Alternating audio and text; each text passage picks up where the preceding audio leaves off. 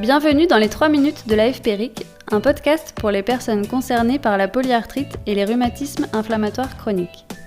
Dans chaque épisode, des infos, astuces et conseils qui vont à l'essentiel.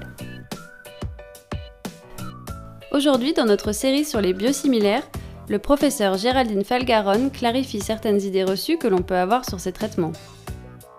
Le professeur Falgaron est rhumatologue à l'hôpital Avicenne de Bobigny, professeur à l'université Sorbonne Paris-Nord et chercheur à l'INSERM.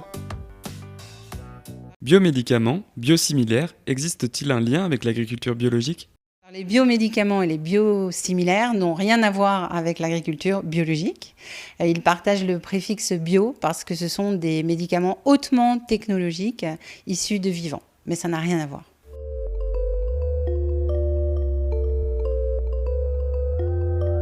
Les biosimilaires sont-ils des médicaments génériques ? Les biosimilaires ne sont pas des génériques.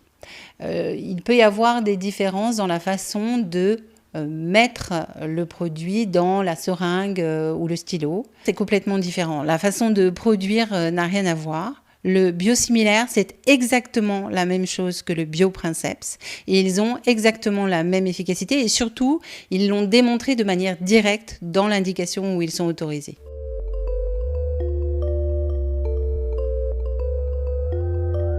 Les biosimilaires sont-ils aussi efficaces et aussi bien tolérés que leurs biomédicaments princeps ? Alors les biosimilaires sont aussi efficaces que les princeps.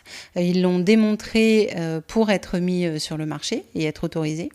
En ce qui concerne la tolérance, ils sont a priori aussi bien tolérés. Mais ce qui est très intéressant, c'est qu'il y a un cahier des charges et surtout des obligations importantes auxquelles les industriels qui développent les biosimilaires doivent se soumettre pour vérifier que la tolérance est aussi bonne.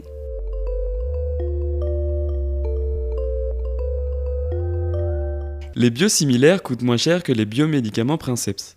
Est-ce que ça signifie qu'ils sont de moins bonne qualité ? Ce sont des biomédicaments avant tout, qui sont réalisés avec un cahier des charges technologique de haut vol et une très grande technicité.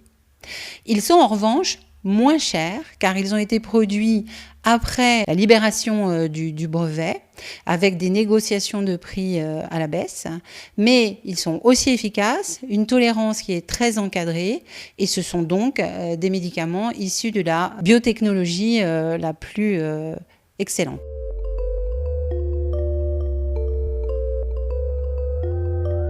Quel intérêt le rhumatologue a-t-il à prescrire un biosimilaire ? Quand votre rhumatologue vous prescrit un biosimilaire, d'abord, il souscrit à l'obligation légale de proposer les meilleurs médicaments, les moins chers possibles, dans l'indication où on prescrit ces médicaments. Et puis, ce que votre rhumatologue a gagné en vous prescrivant un biosimilaire, c'est d'élargir la pharmacopée, d'élargir les possibilités et de trouver le meilleur médicament pour vous.